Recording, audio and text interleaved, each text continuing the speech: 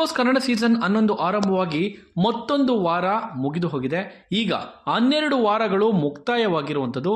13ನೇ ವಾರಕ್ಕೆ ಈಗ ಕಾಲಿಟ್ಟಿರುವಂಥದ್ದು. ಈ ವಾರ ಯಾರಪ್ಪ ನ್ಯಾಮಿನೇಟ್ ಆಗಿದ್ದಾರೆ ಎಂದು ತಿಳಿದುಕೊಳ್ತಿರುವಾಗಲೇ ಯಾರು ಎಲಿಮಿನೇಟ್ ಆಗಲ್ಲ ಅನ್ನೋ ವಿಚಾರ ವೀಕ್ಷಕರಿಗೆ ಗೊತ್ತಿತ್ತು. ಯಾಕಂದ್ರೆ ವೋಟಿಂಗ್ ಲೈನ್ ತೆರೆದಿರಲಿಲ್ಲ, ಅಂದ್ರೆ ಓಪನ್ ಆಗಿರಲಿಲ್ಲ. ಆದರೆ ಈಗ ಬಿಗ್ ಬಾಸ್ ಮನೆಯಲ್ಲಿ ತ್ರಿವಿಕ್ರಮ್ ಎಲಿಮಿನೇಟ್ ಆಗಿರುವ ಶಾಕಿಂಗ್ ನ್ಯೂಸ್ ಒಂದು ಹೊರಬಿದ್ದಿರುವಂಥದ್ದು. ಈ ಮೂಲಕ ಬಿಗ್ ಬಾಸ್ ಎಲ್ಲರಿಗೂ ಸಸ್ಪೆನ್ಸ್ ಥ್ರಿಲ್ಲರ್ ಮೂವಿಯನ್ನ ತೋರಿಸಿದ್ದಾರೆ ಅಂತಾನೆ ಹೇಳ್ಬೋದು. ಇಷ್ಟಕ್ಕೂ ಎಲಿಮಿನೇಟ್ ಆಗಿದ್ದಾರಾ ಅಥವಾ ಇದರಲ್ಲೂ ಟ್ವಿಸ್ಟ್ ಇದೆಯಾ? ಅಂಡ್ ಇವತ್ತು ನೀಡಿರುವ ಚಟುವಟಿಕೆಯಲ್ಲಿ ಎಚ್ಚೆತ್ತುಕೊಳ್ಳಬೇಕಾಗಿರುವ ಸ್ಪರ್ಧೆ ಎಂದು ಕಾರಣ ನೀಡಿ ಯಾರ ಮುಖಕ್ಕೆ ಕಾಫಿಯನ್ನು ಎರಚಿದ್ದಾರೆ.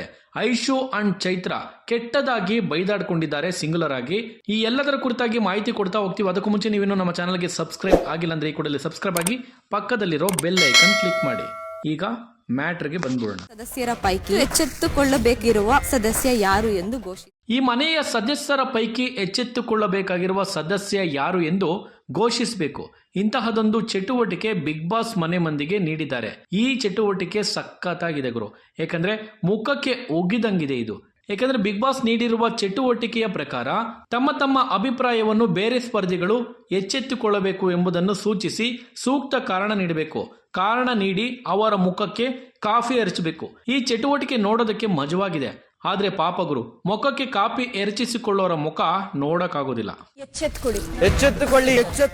ಹೌದು, ಇವತ್ತಿನ ಪ್ರೋಮೋ ನೋಡಿದ್ರೆ ನಿಮಗೆ ಗೊತ್ತಾಗ್ಬಿಡುತ್ತೆ ಯಾರು ಎಚ್ಚೆತ್ತುಕೊಳ್ಳಬೇಕು ಎನ್ನುವ ಕಾರಣ ನೀಡಿ ಯಾರ ಮೇಲೆ ಎಷ್ಟೆಲ್ಲ ಕಿಡಿಕಾರಿದ್ದಾರೆ ಅನ್ನೋದು. ಮಂಜು ಗೌತಮಿ ಇವರಿಬ್ಬರ ಫ್ರೆಂಡ್ಶಿಪ್ಗೆ ಈಗಾಗಲೇ ಬ್ರೇಕ್ ಬಿದ್ದಿದೆ ಅಲ್ವೇ. ಈಗ ಮತ್ತೊಂದು ಆರೋಪವನ್ನು ಗೌತಮಿ ಮಂಜಣ್ಣನ ಮೇಲೆ ಮಾಡಿದ್ದಾರೆ. ಗೌತಮಿ ಇದ್ದಾಗ ಮಂಜು ಮಾತನಾಡೋದಿಲ್ಲ, ಗೌತಮಿಗೆ ಹೆದರ್ಕೊಳ್ತಾರೆ ಎನ್ನುತ್ತಾರೆ. ಆದ್ದರಿಂದ ಎಚ್ಚೆತ್ತುಕೊಳ್ಬೇಕು ಅಂತ ರೀಸನ್ ನೀಡಿ ಗೌತಮಿ ಮಂಜಣ್ಣನ ಮುಖಕ್ಕೆ ಕಾಫಿಯನ್ನ ಎರಚಿದ್ದಾರೆ. ಪಾಪ ಮಂಜಣ್ಣನ ಮುಖ ನೋಡಕ್ಕಾಗೋದಿಲ್ಲ. ಇದ್ದಾಗ ಮಂಜು ಮಾತಾಡಲ್ಲ, ಗೌತಮಿಗೆ ಹೆದರ್ಕೋತಾರೆ. ನೆಕ್ಸ್ಟ್ ಸೀನ್ ಭಯಾನಕ ಗುರು. ಈ ಕಳ್ಬಡ್ಡಿತವು ಇಬ್ರು ಕ್ಲೋಸ್ ಫ್ರೆಂಡ್ಸ್ಗಳು ಅಲ್ವೇ, ಹನುಮಂತು ಮತ್ತು ಧನ್ರಾಜ್.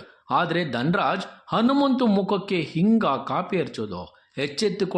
ಎಚ್ಚೆತ್ತುಕೊಳ್ಬೇಕಂತ ಹೇಳುತ್ತಾ ಧನ್ರಾಜ್ ಹನುಮಂತನ ಮುಖಕ್ಕೆ ಕಾಫಿ ಎರಚಿದ್ದಾನೆ.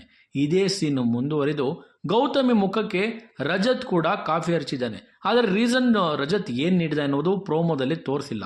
ಅದನ್ನ ನೋಡ್ಬೇಕಂದ್ರೆ ಎಪಿಸೋಡೇ ನೋಡ್ಬೇಕು.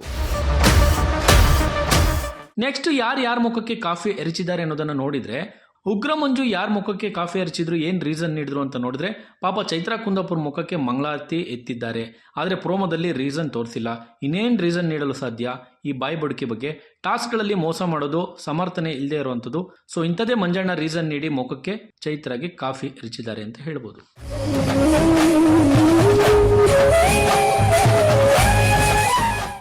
ಇದು ಗುರು ಆಕ್ಚುಲಿ ಮಜಾಗೆ ಬರೋದು. ಚೈತ್ರಾ ಕುಂದಾಪುರ್ ಮತ್ತು ಐಶು ಬೇಬಿ ಇಬ್ರು ಕಿತ್ತಾಡ್ಕೊಂಡಿದ್ದಾರೆ, ಅದು ಏಕವಚನದಲ್ಲಿ. ಮೊನ್ನೆ ಕಿಚ್ಚ ಸುದೀಪ್ ಅವರು ವಾರ್ನಿಂಗ್ ಮಾಡಿದ್ರು, ಈ ಮನೆಯಲ್ಲಿ ಕೆಟ್ಟ ಪದ ಬಳಸಬಾರದು ಅಂತ.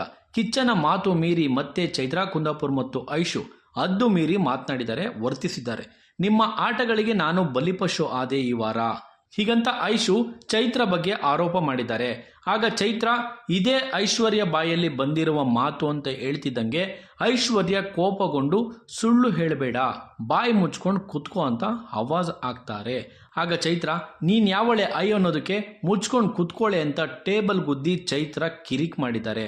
ಥೂ, ಇದೇನು ಬಾಯಿಗುರು ಚೈತ್ರ, ಅದು ಮುಚ್ಕೊಂಡು ಕುತ್ಕೊಳ್ಳೆ ಅಂತಿದ್ದಾಳಲ್ಲ ಈ ಅಮ್ಮ.